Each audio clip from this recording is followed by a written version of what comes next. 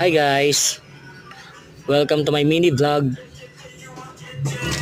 Papakita ko lang po kung gaano kaganda yung hotel and resorts na pinuntahan namin today. Dito po kami mag-i-stay after po ng mabigat na trabaho. Dito po kami ngayon sa may Santa Catalina, Ilocos Sur. Walang imposible sa taong nangangarap.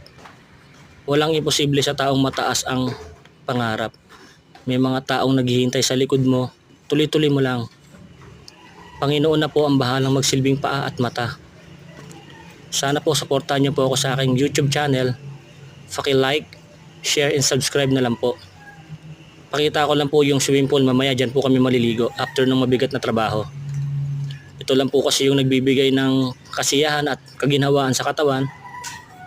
Pakita ko lang po. Ayan po. Sobrang sarap po dyan mga quiz.